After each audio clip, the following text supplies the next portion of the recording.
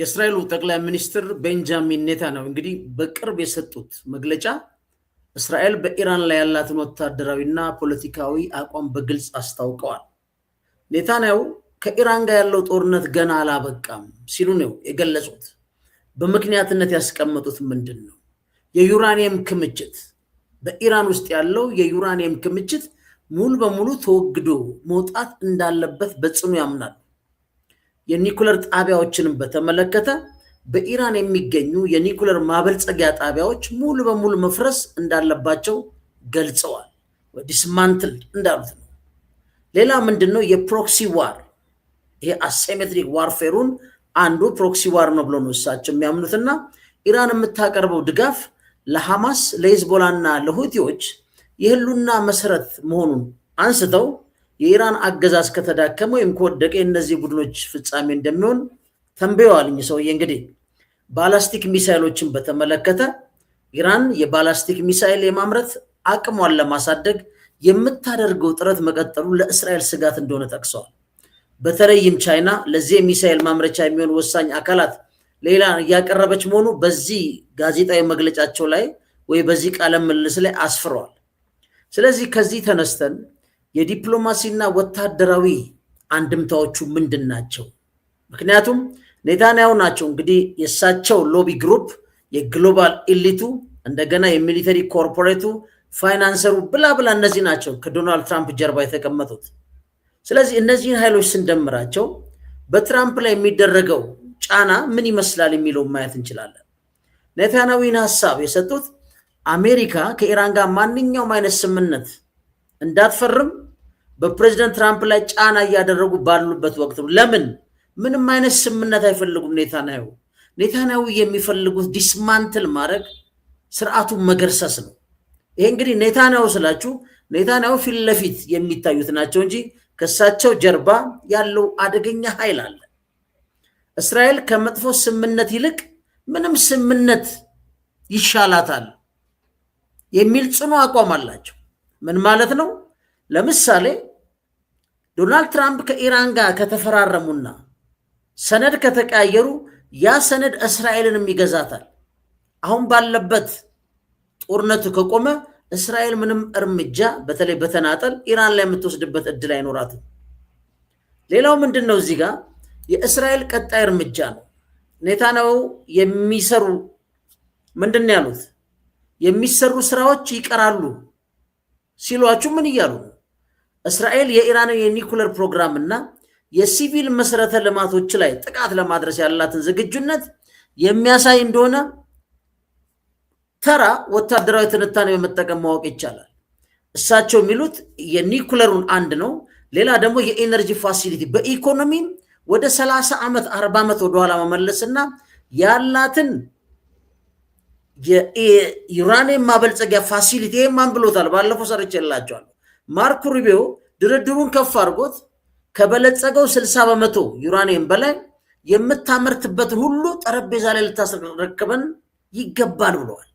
ይህ እንግዲህ ማን ነው ከማርኮ ሩቢዮ ማን ነው ከዶናልድ ትራምፕ ጀርባ ያለውን ማን ነው የሚገፋቸው? ምክንያቱም ትራምፕ ምንም አይነት ስምምነት እንዲፈጽሙ የኔታንያሁ ፍላጎት አይደለም።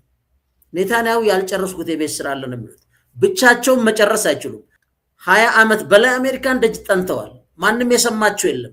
ይሄ የመጨረሻ እድላቸው ነው። ዶናልድ ትራምፕ ከተነሱ በኋላም የሚያዳምጣቸው የሚመጣ አይመስልም።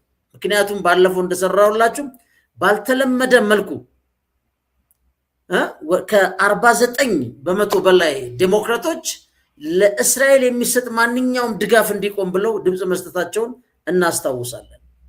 እዚህ ላይ አሁን ዶናልድ ትራምፕ ኢራን ያቀረበችላቸውን ወይም መጀመሪያ አሜሪካ ወደ ኢራን የላከችውን በተመለከተ ኢራን ምላሽ ሰጥታለች። ዶናልድ ትራምፕ በዚህ ጉዳይ ምን አሉ? ለምንድነው አፈነዳቸዋለሁ ያሉት? አብራችሁ ነው። ፈንታሌዎች ነን። ቻናላችን ላይክ ሰብስክራይብ ማድረጋችሁን አዘንጉ። Where are we in the war if we've not yet gotten the nuclear materials, the enriched uranium from them? Well, we'll get that at some point, whatever we want. We have it surveilled. I did a thing called Space Force, and they are watching that if somebody walked in, they can tell you his name, his address, the number of his badge. No, we have that very well surveilled. If anybody got near the place, we will know about it and we'll blow him up.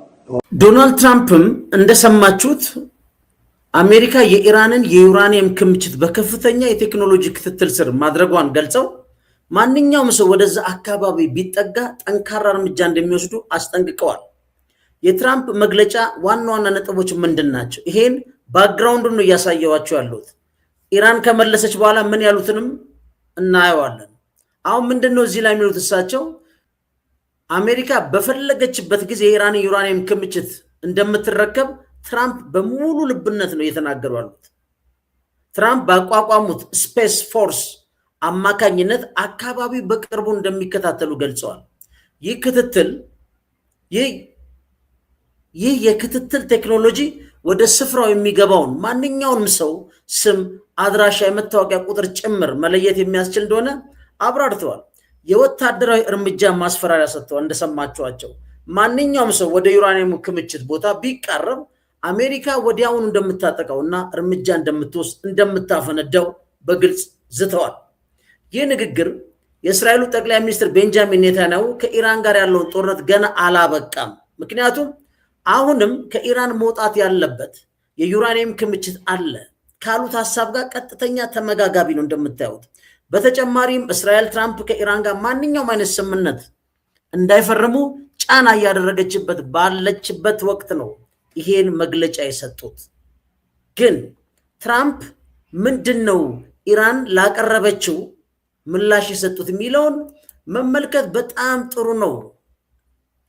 ምክንያቱም ሙሉ ለሙሉ ውድቅ አድርጌዋለሁ ነው ያሉት ዶናልድ ትራምፕ። ኢራን በፓኪስታን አደራዳሪዎች በኩል ያቀረበችውን ውድቅ አድርጌዋለሁ። ለምን? የበለጸገ ዩራኒየምን በከፊል ወደ ሶስተኛ ሀገር አዛውራለሁ፣ ነገር ግን የኒኩለር ተቋሞችን አልዘጋም የሚል ጥያቄ ካቀረበች በኋላ የትራምፕ ምላሽ ምንድን ነው? ይሄ ጊዜ መግዣ ነው፣ እናፈነደዋለን ነው የሚሉት። ልብ በሉ። እኔ አላቅም በየትኛው ወታደራዊ አቅምና ደረጃ እንግዲህ እስካሁን እስከምናየው መረጃ ድረስ 60% ያበለጸጉትን ለዶናልድ ትራምፕ ሊሰጧቸው የሚችሉበት እድል፣ በዛ ላይ እነሱ መሸነፍ በእኛ ባህል መዝገብ ላይ የለም፣ እጅ መስጠት በእኛ የባህል መዝገብ የለም እያሉ በሚናገሩበት፣ እሱ ብቻ አይደለም በወታደራዊ የበላይነት ባልተሸነፉበት ሁኔታ 60% እንዴት እንደሚሰጡ ነው ያላቅም። ግን ትራምፕ እንዲህ ሲሉ ነው የገለጹት። ኢራን ለ47 ዓመታት ነገሮችን በማጓተት አሜሪካንን ስታታል ቆይታለች ብለዋል። እንዲህም ብለው ነው የሚያምኑት። በነገራችን ላይ አሁንም ያቀረበችው የዩራኒየም ዝውውር ጥያቄ ጦርነቱን ለማቆም ሳይሆን ጊዜ ለመግዛት የተደረገ የማጭበርበር ጨዋታ ነው። ይህም በግልጽ ቋንቋ ነው ያሰፈሩት። በአንድ ፕሬዚደንት አንድን መንግስት አንስተ አጭበርባሪ ነው፣ ጊዜ ሊወስድ ነው ካልክ የዶናልድ ትራምፕ እሳቤ ላይ ቀጥሎ የሚሄደው ምንድን ነው የሚለው ለመገመት ከባድ አይደለም። አሁን እሳቸው የሚሉት ከከፍተኛ ጫና ከማክሲመም ፕሬሸር ወደ ፍጹም እጅ መስጠት ማሸጋገር አለብን። ሁሉንም የበለጸገ ዩራኒየም ክምችት እንድታስረክብ፣ የኒኩለር ማበልጸጊያ ተቋሞቿን በተለይ ፎርዶ ላይ ያለውን በቋሚነት እንድታፈርስ እና የሚሳኤል መርሃ ግብሯን እንድታቆም ነው። ይሄ እንግዲህ አላቅም ምን አይነት ድርድር እንደሆነ። ድርድር ማለት ሰጥቶ መቀበል፣ መካከለኛ ፖይንት ላይ መገናኘት ነው። ይሄ ሙሉ ለሙሉ ኢራንን አንበርክኮ በቁጥጥር ስለማድረግ ነው። ኢራኖች ደግሞ እንደዚህ አይነት ጥያቄ ሲቀርብላቸው የሙአመር ጋዳፊን ህይወት ስለሚያውቁ ያላቸውን ሁሉ ለአሜሪካን ካስረከቡ በኋላ አሜሪካ እንዳለ ስርዓታቸውን ማፍረስ ብቻ ሳይሆን ገድላ ብቻ ሳይሆን በሆነ ቦታ በማዋረድ ጭምር ያለቀ ስለሆነ የእሳቸውም ልጅ ወጣ የጋዳፊ ልጅ ለኢራኖች ምን አለች? እባካችሁ አባቴን ያየ ይቀጣ፣ የአባቴ እጣ ፋንታ ነው የሚገጥማችሁ፣ ምንም ነገር እንዳታስረክቡ ብለዋል። እሱ ብቻ አይደለም፣ የሶሪያ አለ፣ የኢራቅ አለ፣ እነዚህ የአፍጋኒስታን አለ። ምክንያቱም ምንድን ነው የምዕራቡ ዓለም በአረቡ በተለይ ፖለቲካ ኤሊት እምነት ያጣው በተደጋጋሚ በስርዓቶች ውስጥ የአረቡ ዓለም ለምዕራቡ ዓለም አምኖ የሰጠው እጅ ያስረከቡ መሪዎች ዛሬ የሉ። የኢራን እጣ ፋንታም ከዚህ የተለየ አይደለም። የኢራን ለየት የሚያደርገው ግን እንደውም ሄጂሞኒክ ፓወር ነው የሚባለው። አብዛኞቹ የዚህ ጉዳይ አሁን እያዩ ያሉት ፕሪዳተር ሄጂሞኒክ ፓወር ነው የሚሉት። ምክንያቱም ይሄ እዚህ ጋር የምታዩት የዩራኒየም ጥያቄ ዳንስ ስትገለብጡት ነዳጅ ነው። ምክንያቱም እንደ ፈንታሌ ሚዲያ ማንም ሰው ማወቅ ያለበት ከዚህ ጀርባ የነ ኔታንያሁና ቅድም ያልኳቸው ግሎባል ኤሊቱ ፑሽ አለ። ሪፐብሊካን ውስጥ ያለው ፑሽ አለ። ፖይንቱ የኢራንን ነዳጅ መቆጣጠር ነው። የኒኩለር ስጋት ከሆነ የአሜሪካ ኮንግረስ በግልጽ እስራኤል ያላት የኒኩለር መጠን ይገለጽልን። እሱ ብቻ አይደለም እንዳላትም ይገለጽልን። በሲአይኤ እጅ ያለ መረጃ ለኮንግረስ ብሪፊንግ ይቅረብ ተብሎ እስካሁን አልቀረበም። ስለዚህ ምንድነው ማወቅ ያለብን? ኒኩለር ቦምብን በተመለከተ በመካከለኛው ምስራቅ ውስጥ ኤግዚስቴንሻል ትሬት ማነች? እስራኤል ነች። ኒኩለር ቦምብ የታጠቀች የሳምሶን ዶክትሪን ነገራቸዋለሁ። እነዚህ የኒኩለር ቦምብ መታጠቅ ብቻ ሳይሆን በተለያዩ አቅጣጫ ተጠምዶ የተቀመጡ ናቸው። እስራኤልን ለማጥፋት የሚንቀሳቀስ ማንም ኃይል ካገኙ እስራኤል አጥፍታ እንድትጠፋ የሳምሶን ዶክትሪን ያዛል። እስራኤልን ሊያጠፋ የሚችል አረቡ ዓለም የለም ብለን ስንናገር በአረቡ ዓለም ውስጥ ኒኩለር የታጠቀ የለም ማለት በገልፍ ሀገሮች ውስጥ ብንወስድ የታጠቀ የለም። መካከለኛው ምስራቅ ውስጥ አንድ የሚተማመኑባት ኢስላሚክ ኒኩለር ቦምብ የታጠቀች ፓኪስታን ነች። እነ ቱርክ እነ ሳውዲ አረቢያ እየሸሹ ወደ ፓኪስታን ጋር ስምምነት ውስጥ የሚገቡት እስራኤል የደቀነችባቸውን የኒኩለር ኤግዚስቴንሻል ትሬት የመጥፋት አደጋን ከገጠማቸው ፓኪስታንን በወታደራዊ ስምምነት ውስጥ ልክ ቱርክ ስትነካ ፓኪስታን እንደተነካች፣ ሳውዲ አረቢያ ስትነካ ፓኪስታን እንደተነካች አድርገው ህልውናቸውን ለማረጋገጥ ነው። ስለዚህ ኢራን ሁልጊዜ ስለ ኢራን መካከለኛው ምስራቅ ውስጥ ማወቅ ያለብን ነገር ምንድን ነው? ኢራን ስትራቴጂክ ትሬት የሪጅኑን የበላይነት የመዘወር አቅም ካላትና ከምትፎካከር አገር እንጂ በዚህ መካከለኛው ምስራቅ ውስጥ አንድን ሀገር ጨርሳ ልታጠፋ የሚችል የኒኩለር መሳሪያ አልታጠቀችም። በአሁን ሰዓትም 60% የበለጸገ እንጂ ለኒኩለር ቦምብ የበቃ ጉዳይ የለም። ስለዚህ ኢራን እጅ ያለው ኒኩለር በየትኛው መልኩ ዓለምን ሊያስፈራ አይችልም። ምክንያቱም በዓለማችን ላይ በአሁን ሰዓት ያለ በጣም ሩዝለስ ፖለቲካል ሊደርሺፕ ወይም ስርዓተ መንግስት የመሰረተው የኔታንያሁና የቀኝ አክራሪው የእስራኤል ፖለቲካ ፓርቲዎች ናቸው። እስራኤል ኒኩለር ቦምብን ያዘች አልያዘች ብሎ ዓለም የማይፈራው መቼ ነው? በቱ ስቴት ሶሉሽን የሚያምኑ በመካከለኛው ምስራቅ ካሉ ሀገሮች ጋር በጉርብትና መኖር የሚፈልጉ። እሱ ብቻ አይደለም፣ እስራኤል እስከዛሬ ያገኘችውን ወታደራዊ በላይነት በፖለቲካ በማስቀጠልና ዘላቂ የሆነ ሰላም ማምጣት አልቻለችም ብለው የሚናገሩ ከፍተኛ የሴኩሪቲ አካላትም ያሉበት ነው። የምናገኘውን ወታደራዊ ድል በፖለቲካ ለማጽናት ድርድር ያስፈልጋል፣ መደራደር አለብን፣ ከጎረቤት ሀገር ጋር በሰላም መኖር አለብን የሚሉ በርካታ ፖለቲካ ኤሊትስ፣ ሚሊተሪ ኤሊትስ፣ ሴኩሪቲ ኤሊቶችን ግን ግራ ዘመም ብለውም ለምሳሌ የሚፈርጇቸው እስራኤል ውስጥ በሰላም መኖር የሚፈልጉ ፖለቲካ ፓርቲዎች አሉ። እዛ ውስጥም ዛይኒስት ቨርሰስ ጁዲዝም በሁለቱ መካከልም ያለው አስተሳሰብና ሐሳቤ ኢቨን እስራኤልን እንደ ስርዓተ መንግስት አንድ፣ ሌላው ደግሞ እንደ ሀገረ መንግስት ኢቨን ከዴፊኒሽን አንጻር በዛይኒስቱና በጁዲዝም በሚከተሉት መካከል መሰረታዊ ልዩነት ነው ያለው። ስለዚህ እዛ ውስጥ ያለው እንቆቅልሽ ከተፈታ እስራኤልም በመካከለኛው ምስራቅ ሰላማዊ ኃይል፣ የልማት ኃይል፣ የትብብር ኃይል ሆና ትቀጥላለች። ሌላውን በሰላም ይተኛል ማለት። ይህን ማሳካት የሚችሉ የእስራኤል ልጆች አሉ።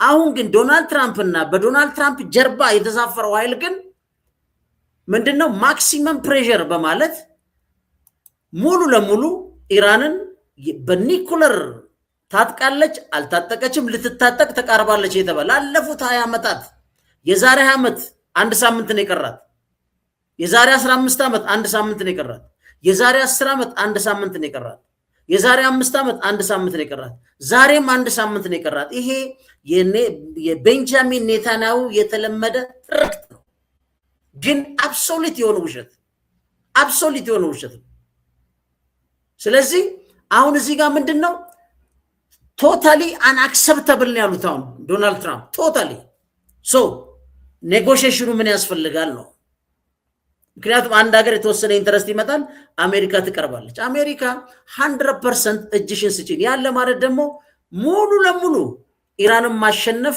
ማውደም እሳቸው እንዳሉት ስልጣኔውን በአንድ ጀንበር አወድማዋል እንደሚ ግን ይሄን ሊፈቅዱ የማይችሉ ሁለት ስትሮንግ ኃይሎች አሉ ቻይና እና ሩሲያ ፑቲን በግልጽ አማርኛ ለዶናልድ ትራምፕ ደውሎ ነግሯል ይሄ ነገር አደገኛ ነው ቻይናስ የአሜሪካ ሳንክሽን ይባል አልሰማም ቢኮዝ ቻይና ገብቷታል የኢራንን ነዳጅ በመቆጣጠር የቻይናን የኤክስፖርት በተለይ በቺፕ በርካሽ ነዳጅ በማግኘት የዓለምን ኤክስፖርት ተቆጣጥራለች በኢኮኖሚ እድገት አሜሪካ ልተካ ነው ስለዚህ ይሄ የኤነርጂ ኃይል ኤክስፖርቷን መቀነስና በተለይ በነገራችን ላይ ኤአይ የሚባለው የዳታ ሴንተር ቢዝነሶች ከፍተኛ የኤነርጂ ኃይል ይፈልጋሉ ኤነርጂን በመቆጣጠር የሚቀጥረውን የኤአይ የአርቲፊሻል ኢንተለጀንስ ጦርነትንም የመቆጣጠር ነው ስለዚህ ይሄን እንዳታገኝ ቻይናን ማነቅ ነው ሁለተኛው ከነዳጅ ቀጥሎ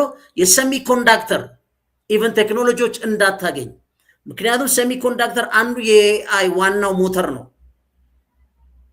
ስለዚህ በዚህ ውስጥ ያለ ግዙፍ የሆነ የተወሳሰበ ነው በዚህ መሃል ግን የኢራን ልጆች ዋጋ እየከፈሉ ነው በአደገኛ ሁኔታ ዋጋ እየከፈሉ ነው የኢራንን ነዳጅ በመቆጣጠር የኃይል ሚዛን የማስጠበቅ የፔትሮ ዶላር ማስቀጠል እሱ ብቻ አይደለም በየትኛውም መልኩ በመሬት ላይ የሚፈስ የኃይል አቅርቦት ቻይና ጋር እንዳይደርስና አሜሪካን ለስንት ዓመት የዓለምን ንግድ ስርዓት በባህር ዳርቻው ዘርግታና የማሪታይም የበላይነት ያላትን ግዙፍ አቅም በመቆጣጠር የዓለም ንግድ ስርዓትን የመቆጣጠር ፍላጎት ለማስቀጠል የኢራንን ነዳጅና የኢራንን ፖለቲካ የመቆጣጠር ፍላጎት ቅድሚያ የሚሰጠው ነው ይህ ደግሞ አይሞከር የምትለው ቻይና ነች የዚህ ጦርነት ዋናው አባቶች ቻይናና አሜሪካ ናቸው ግን በፖለቲካው ስንነጋገር ሁሉም ለራሱ የብሔራዊ ጥቅም ነው የሚሯሯጠው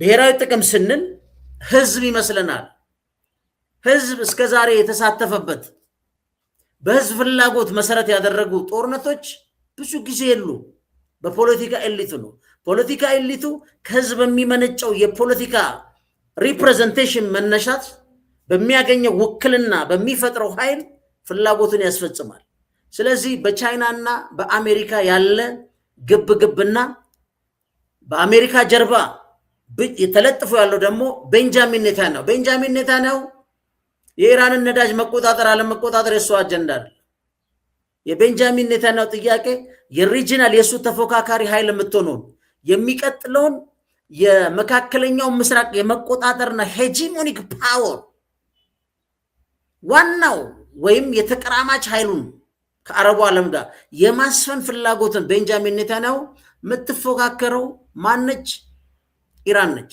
the only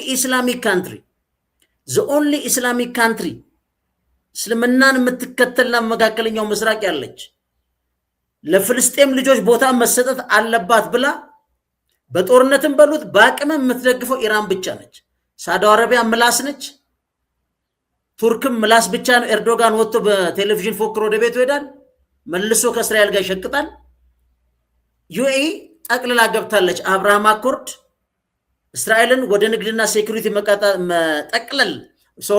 መቀላቀል የሚለውን ጉዳይ አንቲ ኢራን አክሲስ አድርጎታል አብርሃም አኮርድን ስለዚህ የፍልስጤም ጉዳይ ዓለምን እስካሁን ጠቅላላ በተለይ የዓለምን የሞራል የበላይነት የሰውነት የሞራል የበላይነት 75,000 ሰው ሲያልቅ በስልኩ ያየው የዓለም ህዝብ ጠቅላላና ገላው ተገፎ የወደቀው የሞራል የበላይነት የተወሰደበት የተሸማቀቀውን ኃይል ቦታ የማይሰጡ ምንም ቦታ የማይሰጡ ኃይል ሆነዋል ሌሎቹ አረብ ሀገሮች። ግብፅም ዳንኪራ ነው፣ የግብፅም ወሬ ነው። ጭራሽ በራፋ በኩል ዝጋ ሲባል ይዘጋል።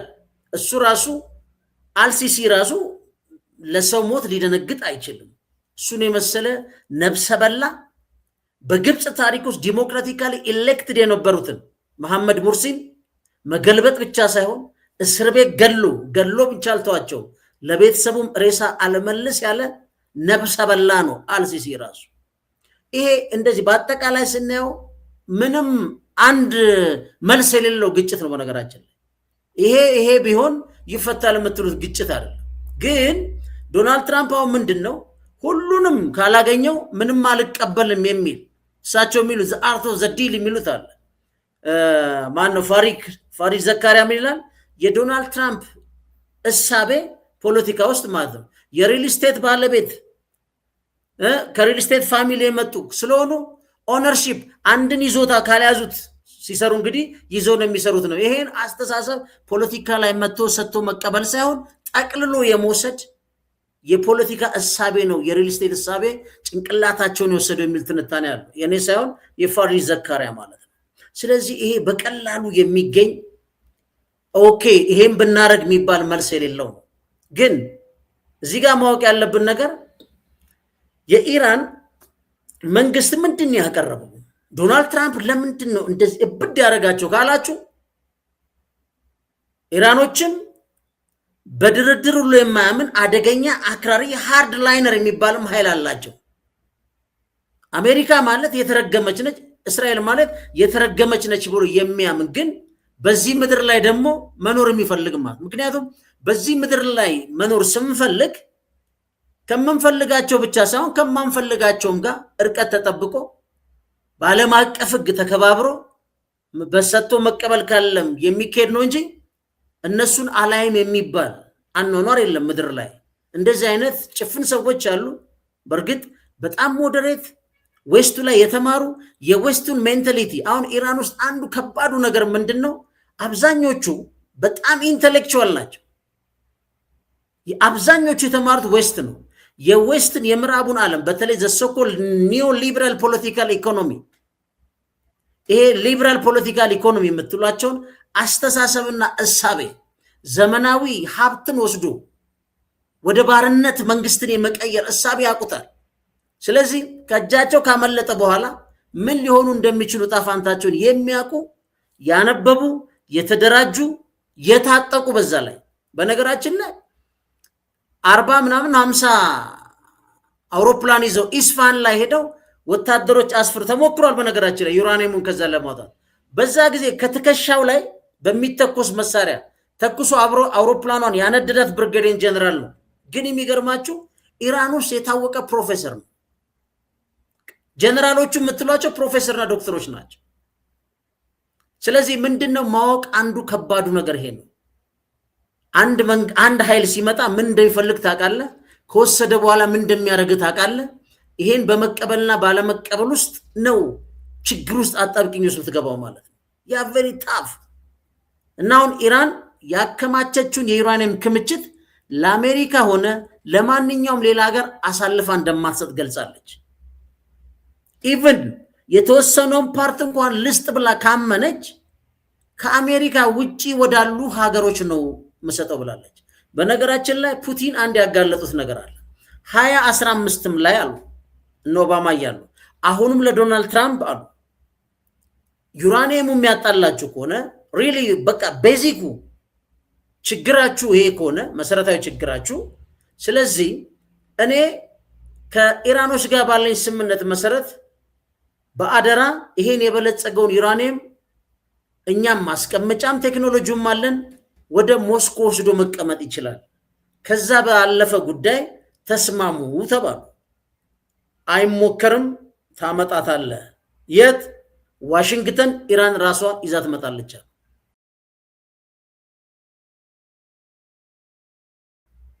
ይሄ አሁን በጣም ከባድ ነው። ለምንድን ነው ያልኳቸው? ይሄ ዩራኒየም የሚባለው ምንም ለአሜሪካ ይሾራል። አሜሪካ ከሩሲያ ቀጥሎ ብዙ ክምችት ያላት ነች። በነገራችን ላይ የአሜሪካን ሰመሪን ማለት ነው በባህር ውስጥ የሚሄዱ በተለይ 2 ሰመሪኖች ማለት ነው አንድ ቦታ ሳነብ ዓለምን በ30 ደቂቃ ማጥፋት የሚችል የኒኩለር 4 ተሸካሚዎች ናቸው።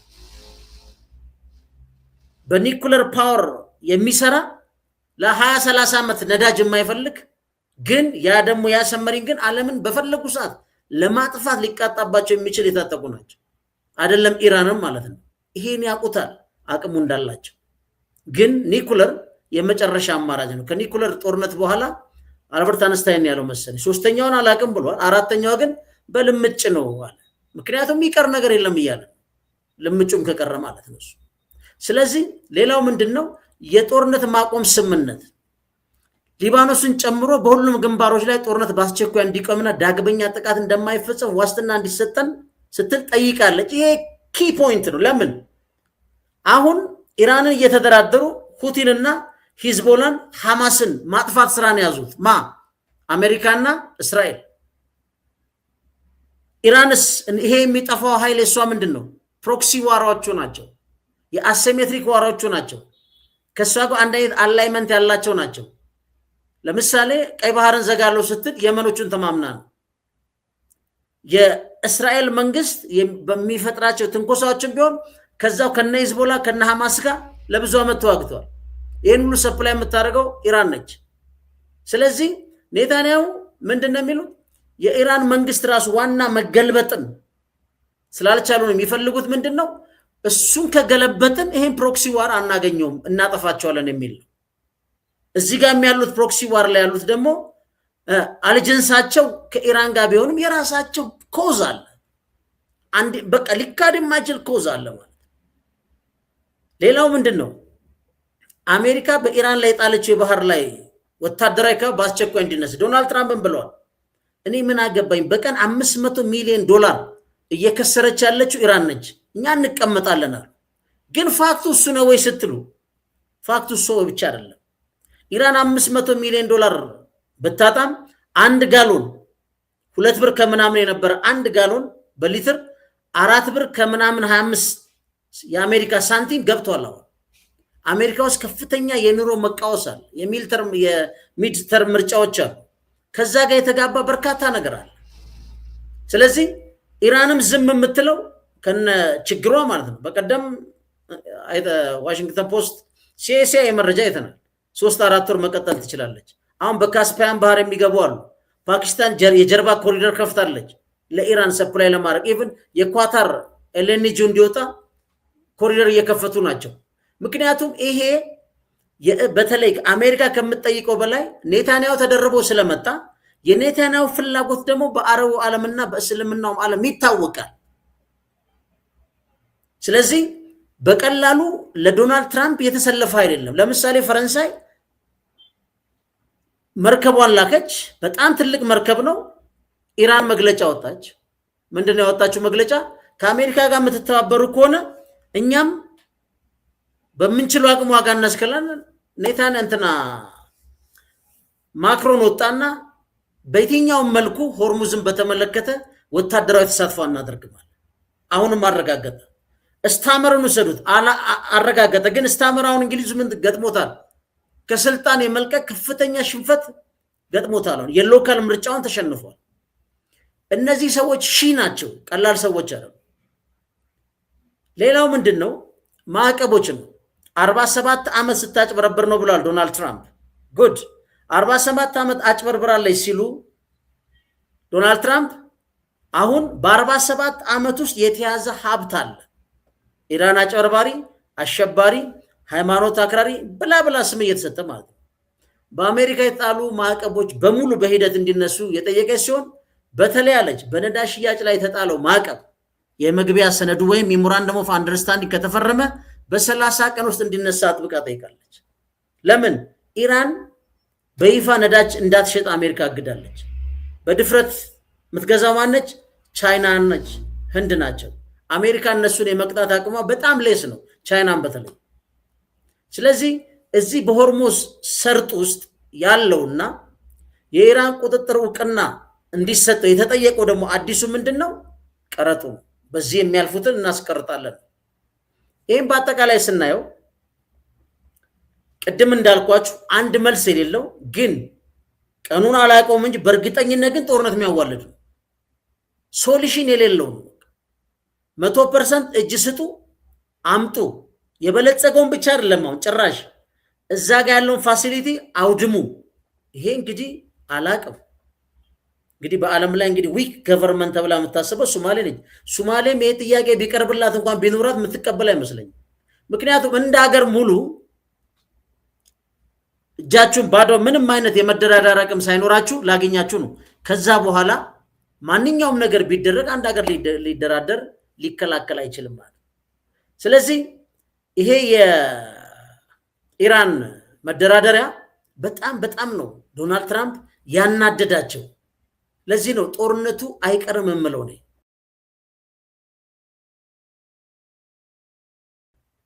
ዶናልድ ትራምፕ ግን በዚህ ብቻ አይደለም የሚያቆሙት። ለዚህ ዋና ነጥብ ብለው የሚያነሷቸው ቀደም ያሉ መንግስታትን ነው ማለት የአሜሪካንን መንግስታት ነው። አሁን ለምንድን ነው ዶናልድ ትራምፕ ይሄን ዩራኒየም በአስቸኳይ ስጭኝ ሌሎቹ እስከዛሬ ማድረግ ነበረባቸው የሚሉት አንድ ትንሽ ምልክት አይተዋል። ምን አይተዋል?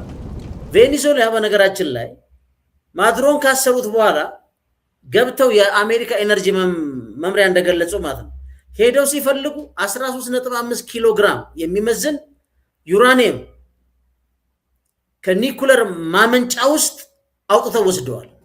ወደ አሜሪካ ተጓጉዟል። እና ኤቭሪቲንግ እንዲቀላል ይመስላቸዋል። ከኢራንም ታመጣለች የሚሉት ኢራን 440 ኪሎ ግራም የበለጸገ 60% ዩራኒየም ነው። ስለዚህ ይሄን ታመጣለች የሚል እሳቤ ከዚህ ከወሰዷት ከቬኔዙዌላ ጋር ነዳጁንም ወስዷል፣ እሷንም ዩራኒየም ወስዷል። አሁን እሳቸው ፕላናቸው ነዳጁንም ዩራኒየም ምንም አምጪ ነው። ይሄ ግን አይሆንም። ግን ዶናልድ ትራምፕ ወደ ኋላ ሄደው ማን የተናገሩት ካላችሁ በራሳቸው ትሩዝ ሶሻል ላይ በኢራን ላይ የያዙት ጠንካራ አቋምና በቀድሞቹ ፕሬዚደንቶች ባራክ ኦባማና ጆ ባይደን ላይ ያላቸው ከፍተኛ ትችት አዘነቡ ነው የሚባለው።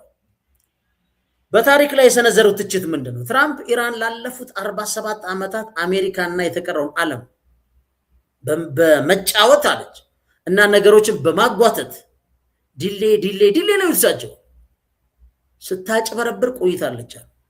ይህንን የሚያደረገችው የአሜሪካ ፖለቲከኞችን ድክመት ተጠቅማ ነው። አሁን ዶናልድ ትራምፕ የያዙት ፖዚሽን በጠንካራነታቸው የመጣ በኃይለኝነታቸው የመጣ ከሁሉም የአሜሪካ መንግስታት የተሻሉ አድርገው ነው። ግን ለሳቸው የቀረበውን 20 ዓመት ሙሉ ቤንጃሚን ኔታንያሁ ሲለምኑ አንድም የአሜሪካ ባለስልጣን ያልሰማቸው ምክንያት ስላልናቸው። ዶናልድ ትራምፕ ግን እሳቸው በጣም ስማርት፣ ሌሎቹ ደግሞ የደነዝ ክምር አድርገው ነው የሚያዩት። ይሄ ለራሳቸው የሚመጡት ሰልፍ ፐርሰፕሽናቸው ነው። ይሄን ካንት ሄልፕ ኢት ምንም ልታደርገው አትችልም። አሁን ዋና የሚያነሱት በፕሬዚደንት ኦባማ ላይ ነው። ፔይ ደርቲ ይላሉ። ኢራን ትልቅ እድል ያገኘችው ባራክ ኦባማ ፕሬዚደንት ሲሆን ነው ብለዋል። ኦባማ እስራኤልና ሌሎች የአሜሪካ አጋሮችን ወደ ጎን በመተው ለኢራን ስለወገኑ ይህ አብሶሉት ውሸት ነው። የሚመጣውን አደጋ አሁን የመጣውን አደጋ ከግምት አስገብተው አላስፈላጊ ዋጋ አላስፈላጊ የዓለምን ኢኮኖሚ ፒስ ኦርደሩን ኢንተርናሽናል ኦርጋናይዜሽኖች እነዚህን ሁሉ አሁን የፈራረሱትን ከማፈራረስ በዲፕሎማሲ መንገድ ነው። በጣም በሰለጠነ የባከነ እድል ማለት ነው። እሳቸው ግን ምን አሉ? የኦባማ ምንድነው ፔይ ደርቲ ነው ማለት ነው። ሌላው የገንዘብ ስጦታ ነው ይላል። በ100 ቢሊዮን የሚቆጠር ዶላርና 1.7 ቢሊዮን ዶላር ጥሬ ገንዘብ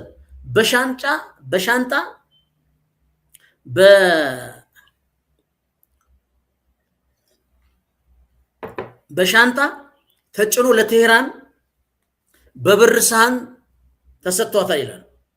የኢራን ወረበሎች ያንን ያህል ገንዘብ አይተው ስለማያውቁም ምን እንደሚያደርጉት ግራ ገብቷቸው ነበር በማለት የኦባማን አስተዳደር ታላቅ ተላላይ ሞኝ አርጎ አስቀምጧል። ይሄ እንግዲህ የዶናልድ ትራምፕ የፎሬን ፖሊሲ አንደርስታንዲንግ ነው።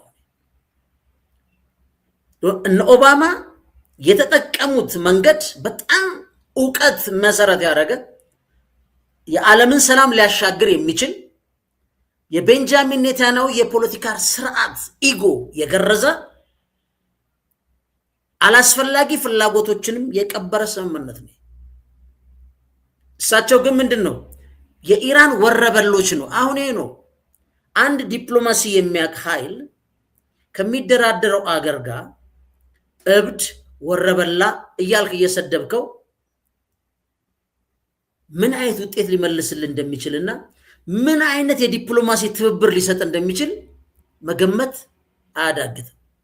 ግን ይሄ ግልጽ የሆነ የብስለት ጉዳይ ነው። አንድን ፖለቲካ ያለመረዳት የዓለምን አጠቃላይ ምክንያቱም እውቀት ዩኒቨርሳል ነው። አንድ በዚህ አንድ አጋጣሚ ላጫውታችሁ። አንድ አዋሽ ታስረን ፍርድ ቤት የነበረ ዳኛ አለና እኛ አዋሽ የሄድንበት ዋናው መሰረት ጉዳይ ከሽብር ጋር በተገናኘ ነው። ምንድነው ኬዙ የተባለው? አዲስ አበባ ውስጥ ነው አፋር አካባቢ ካሉ ከሌሎች ኃይሎች ጋር ተደራጅተው የሽብር ሲያከናውኑ የነበሩ ምናምን ብቻ ተብሎ ያልተጻፈ የለም እና ያን በማድረግ ነው ያመጣናቸው። እኛ ምን አይነት መከራከሪያ ያመጣን? ክብር ፍርድ ቤት የዚህ የሽብር ኃላፊነት ወይም ማየት የሚችለው የፌዴራል መንግስት ነው። ወደ አፋር ክልል ያመጡን የአፋር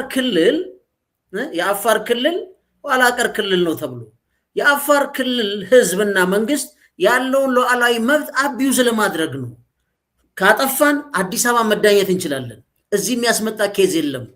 ስለዚህ ይሄ ለአፋር ህዝብም ያላቸውን አመለካከት ያሳያል ብለን ገጫልኛ ሰተ ዳኛው ወዲያው ምን አለ ተውት ይሄን ሻወሬ ያለ ኋላ ቀር ያልደረሱ ያልበሰሉ አለ። እነሱ ያነበቡትን አንብበናል። በጋራ ነው አብዛኞቻችን ሲቪል ሰርቪስ የተማርነው አብረን ያጠናን ነው። እነሱ ጋር የተለየ እውቀት የለም። ስለዚህ እናንተ ፋክት ካላችሁ በትክክል በዋስም በነፃም ልትወጡ ይችላችሁ። ይሄን አትፍሩ አሉና አቃቢ ጉን ዞር ብለው ስማ አንተ አሉት እዚች ጠረጴዛ ላይ እውነት ይዘናሉት አንተ አቃቢ ከመንግስት እዚህ ጋር ስለከሰስ ማንም ፕሪቪሌጅ አይሰጥም። እንደገና ምን አሉ መሰለህ? ቆይ ግን እዚህ ወንበር ላይ ማን ያስቀመጠኝ አሉ። እንደው ለንገራችሁ ዝም ብዬ እዚህ ወንበር ላይ ማን ያስቀመጠኝ? እኛ ግራ ገባ። ከዛ እኔ ፊት ለፊት ነበርኩ። አንተ አይደለ እንደ ስትናገር የነበረው? አዎ እኮ ማን ያስቀመጠኝ ሲኔ ደንግጬ ዝም አልኩህ። ይኸውልህ እዚህ ወንበር ላይ አላህ ነው ያስቀመጠኝ፣ የሚያነሳኝም አላህ ነው አሉ ዳኛው። አንዳንድ ጊዜ አንድን ነገር የምትረዱበት የምትገነዘቡበት መንገድ ምን እንደሚያስከፍል ምን ሊያሳይ እንደሚችል የምታውቁት ጉዳይ ነው። አሁን ዶናልድ ትራምፕ የወረበሎችና እውቀት አልባ አድርገው በዚህ በተሳሳተ ትንታኔ ኢራን ውስጥ ገብተው ኦባማን ተመልከቱት ያልበሰለና ተላላ ነው ብለው እንግዲህ ከትልቅ ዩኒቨርሲቲ ህግ ግራጁዌት ነው። ኦባማ በእውቀት አይታማም። እንደውም ባለው እውቀትና መረዳት ያለውን የግሎባል ኢሊትና የእስራኤል ሎቢዎችን መቋቋም ባለመቻል ብዙ ስህተት ሰርቷል ኦባማ። ግን ትልቁ ጥያቄ እውቀት ዩኒቨርሳል ነው።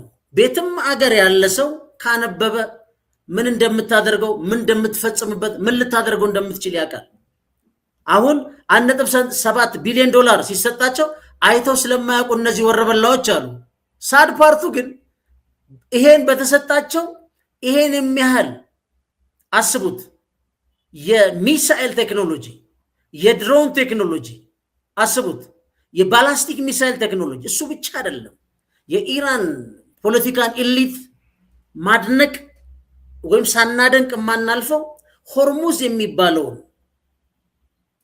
መስመር በዓለም ላይ ያለውን የኢኮኖሚ ተጽዕኖና ደረጃ አውቀው ገምግመው ተንትነው እንደ ትልቅ ፓወር እጃቸው ላይ ስንት ዓመት እንደባከነ ተረድተው ዛሬ ዓለም በማይፈናፈንበት መንገድ ይዘው የመጡት እኮ ስላነበቡ ነው፣ ስላወቁ ነው። ወረበሎች አይደሉም፣ ዱርዬዎች አይደሉም። ለምሳሌ ውጭ ጉዳይ ሚኒስትሩ ለንደን ዩኒቨርሲቲ የተማረ ነው። በነገራችን ላይ ያ የሴኩሪቲ የነበሩት የገደሉት ሰውዬ በኢማኑኤል ካንት ላይ 3 መጽሐፍ የምርምር መጽሐፎች አንዱ ማትስ ቤዝ ያደረገ የጻፈ በጣም የታወቀ ኢንተሌክቹዋል ነው። ሃርካቺ ነው ማን የሴኩሪቲ የገደሉት? ለምን ገደሉት?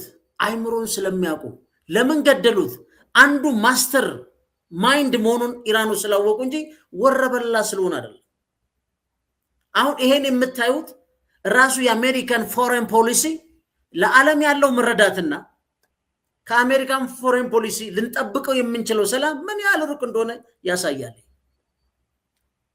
የኢራን ወረበሎች ያንን ያህል ገንዘብ አይተው ስለማያውቁና ምን እንደሚያደርጉበት ግራ ገብቷቸው ነበር። ኢማጂን በቀን 150 ሚሊዮን ዶላር አሁን እየከሰረ ያለ ሀገር 1.7 ቢሊዮን ዶላርን ማስተዳደር አይችልም። ኦባማ በሻንጣና በብር ሳህን ሰጣቸው ማለት ኬዙን ኢቭን አሁን ያለውን ኬዝ የዶናልድ ትራምፕ መረዳት አስፈሪ ነው። በቃ ቬሪ ቻሌንጂንግ። በቃ ወዴት እንደምንሄድ እግዚአብሔር ብቻ ነው የሚያውቀው።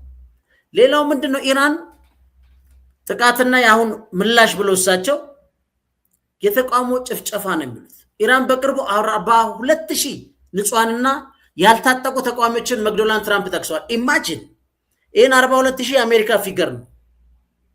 አሁን በእንደዚህ አይነት ሰብአዊነት ላይ የቆመ ፖለቲካል አስተዳደር 167 የኢራን ህፃናትን በቶሆሞክ ሚሳይል ሲያነዳቸው በአደባባይ ይቅርታ መጠየቅ በአደባባይ የመጠየቅ ፍላጎትና በኢንተርናሽናል ክሪሚናል ኮርት ቀርቦ የጦር ወንጀለኝነት ፍርድ መውሰድ ያለበት አካል ነው።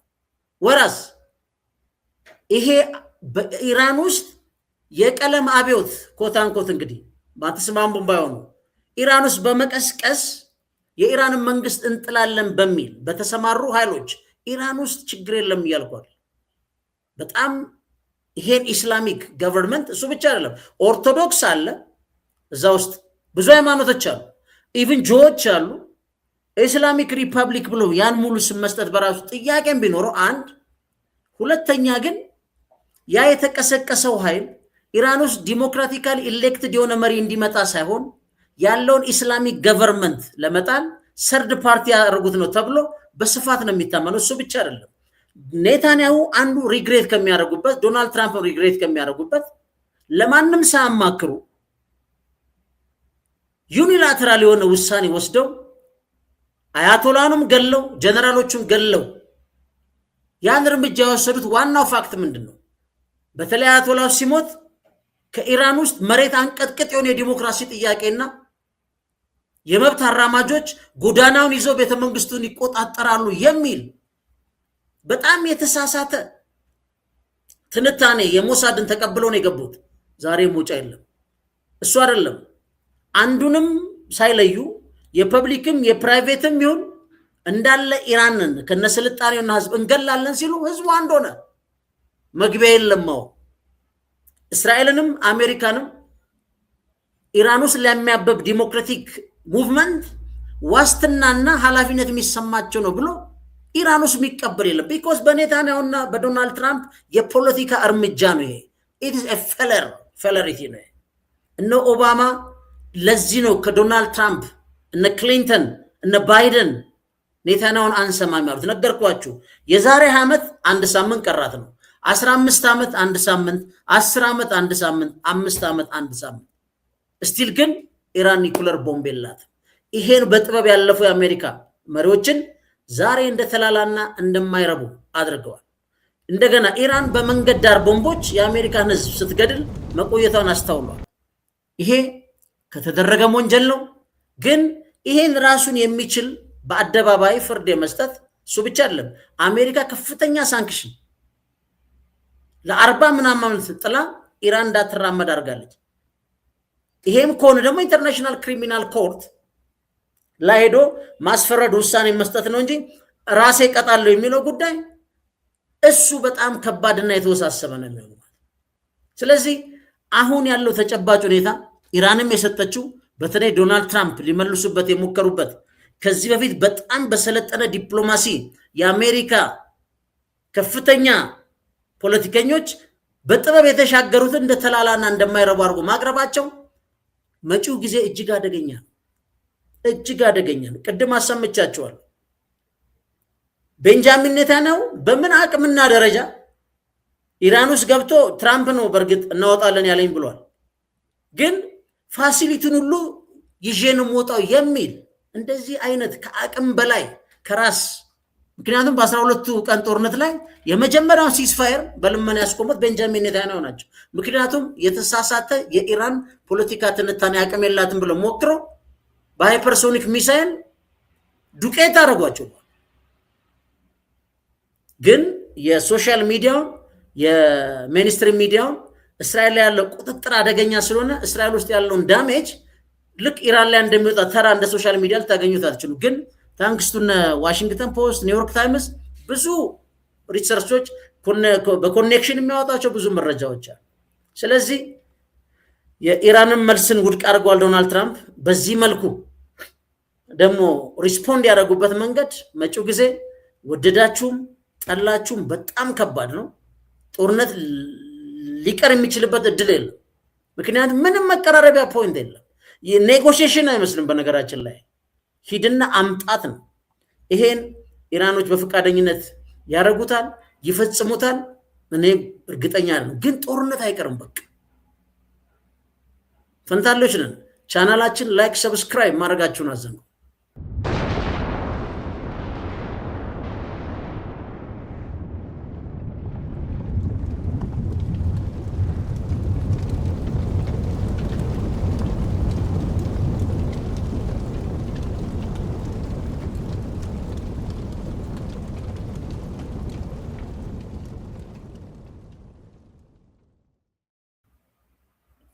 ቅድም እንዳልኳችሁ ነው። ይሄ ጦርነት የቻይና እና የአሜሪካ ነው።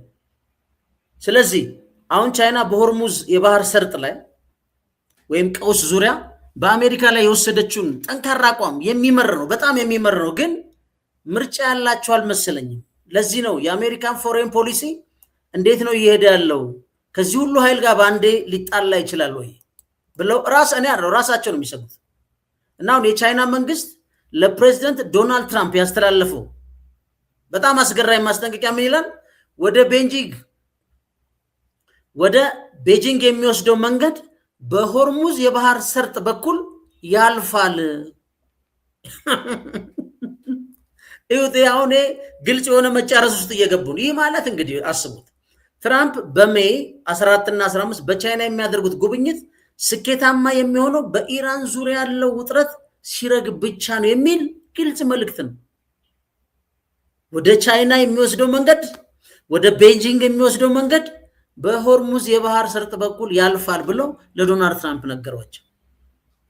እንግዲህ አንተም ስትመጣ በሆርሙዝ ነው እያሉ ነው። ስለዚህ የቻይናና የሩሲያ እንግዲህ ቅድም እንዳልካችሁ ጥምር ጫና ፑቲን ምን ብሏል? ልውሰደው፣ አትጣሉ በዚህ ከሆነ ብሏል። ዞር በል ዋሽንግተን ነው የሚመጣው ብለዋል። አስቡት። ኢራን ጭራሽ ግማሹን ነው የምሰጠው፣ እሱንም ምን ብላለች? ድርድሩ ከከሸፈ የሚመለስ ከሆነ ነው ያለች። የሩሲያው ፕሬዝዳንት ቭላዲሚር ፑቲን ለትራምፕ እንግዲህ በሰጡት ማስጠንቀቂያ በስልክ ተደዋውሏል። አሜሪካና እስራኤል ወታደራዊ እርምጃ ከቀጠሉ እጅግ አስከፊ መዘዝ እንደሚከተል ገልጸዋል። ለትራምፕ ነግረዋቸዋል። መዘዙ ምንድነው? በኋላ ሌላ ጊዜ የምናየው። ኢቭን የቻይናው አምባሳደር ፉኮንግ በበኩላቸው በአሜሪካ የሚመራው የኢራን የባህር ላይ እገዳ በአስቸኳይ እንዲነሳ ጠይቀዋል።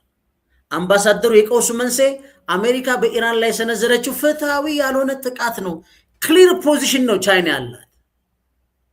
ዓለም አቀፍ ግን ያልተከተለ እጅግ ፍትህ አልባ ወይ ፍትሃዊ ያልሆነ ጦርነት እስራኤልና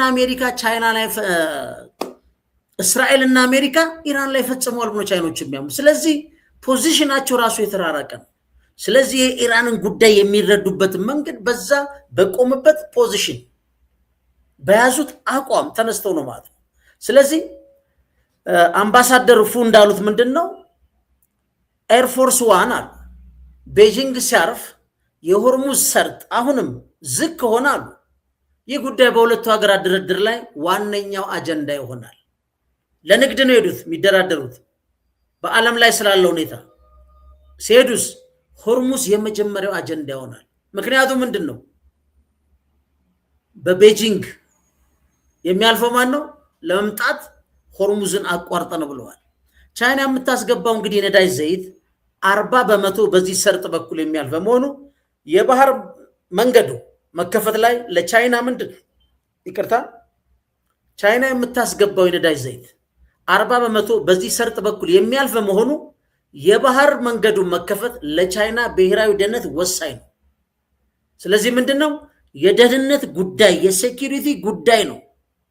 ቻይና ደህንነቷን የሚያናጋ ከሆነ የኢራንን ጉዳይ በተለይ የኢራንን መንግስት ቀይሮ ፕሮ ዌስት ክሊያንት የሆነ ስቴት በፊት እንደነበረው ንጉሳዊ ቤተሰብ ተቀምጦ ቻይናን ሙሉ ለሙሉ አግልሎ ለምዕራቡ ዓለም ያነዳጅ የሚያስረክብ ከሆነ የቻይና ጥያቄ ምንድነው? የሴኩሪቲ ጥያቄ፣ የደህንነታችን ጥያቄ ነው።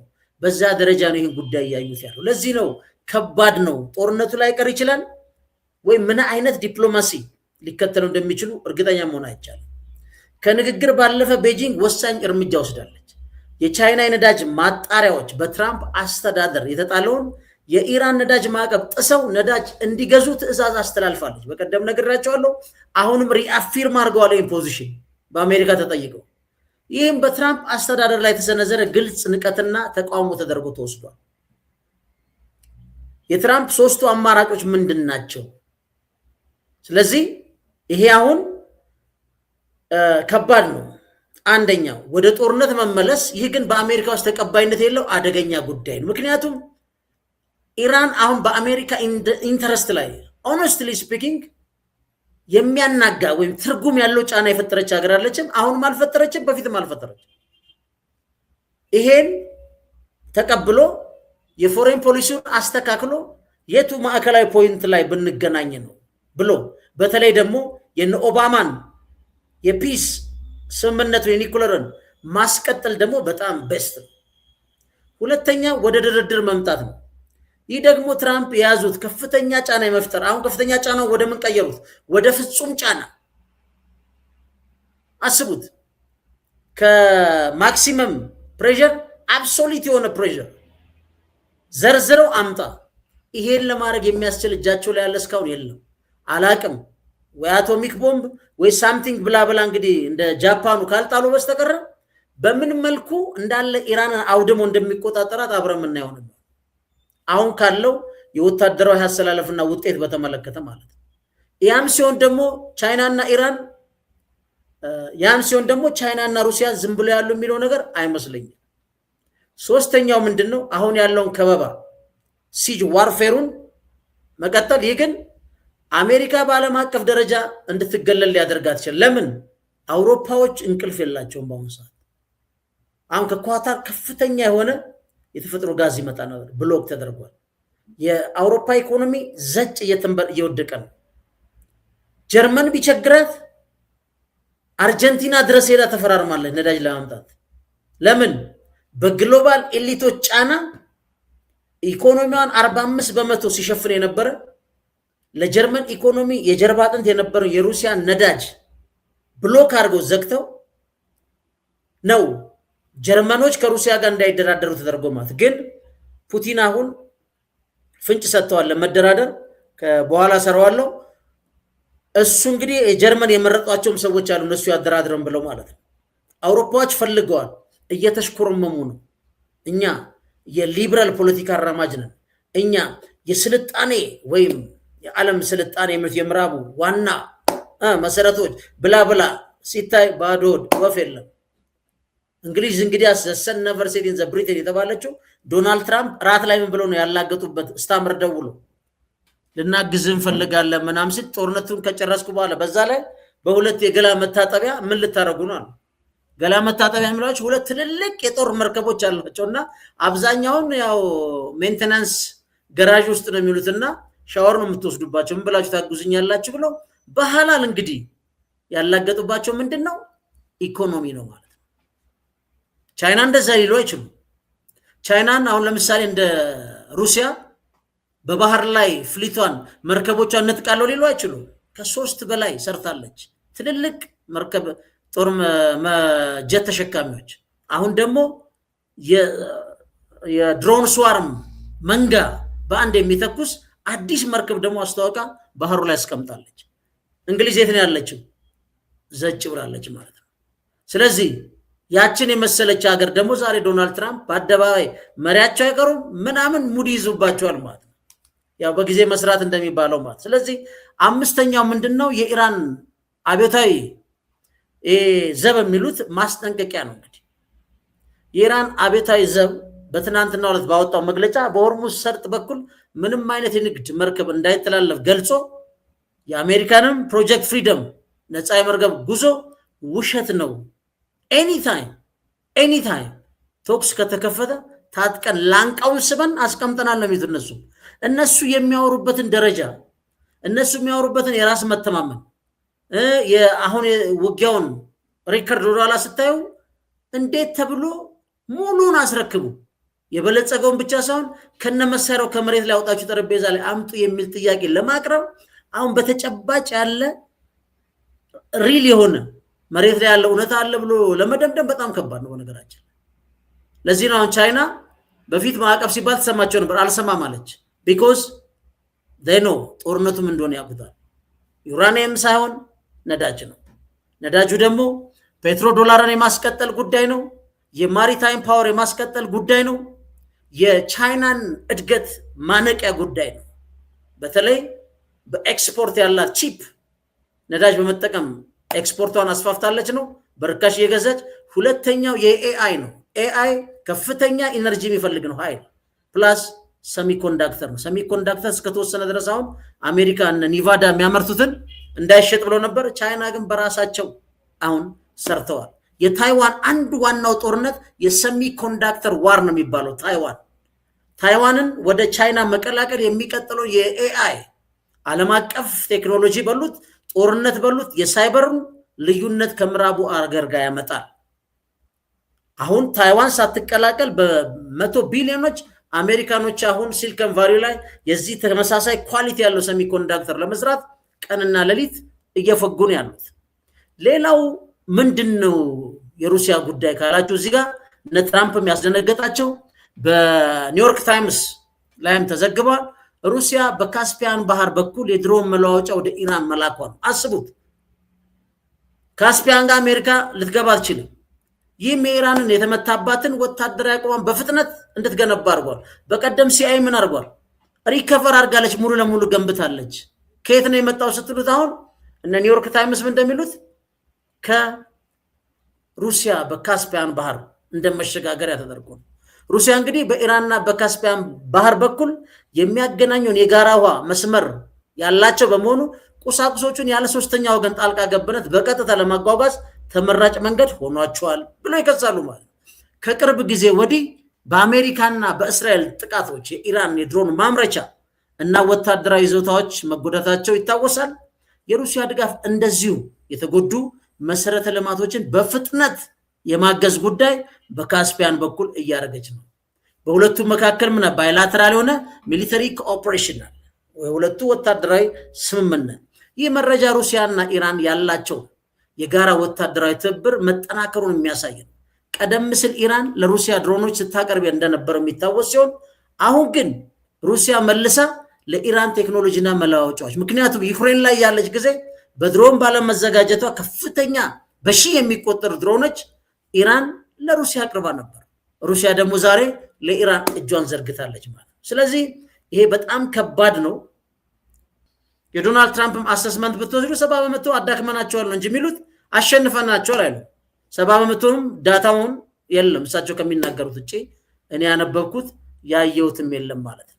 ስለዚህ ቻናላችን ላይክ፣ ሰብስክራይብ ማድረጋችሁን አዘንጉ። ኖቲፊኬሽን እየደረሰን አይደለም የሚሉ ብዙ ሰዎች አሉ። ስለዚህ ኖቲፊኬሽን አድማጮቻችን እንዲደርሳቸው ሼር፣ ሰብስክራይብ በማድረግ ብታግዙን ብዙ ሰው ጋር ይደርሳል ማለት ነው። የዛሬ ፕሮግራማችን ይሄ ይመስላል። መልካም ቀን። ቻው።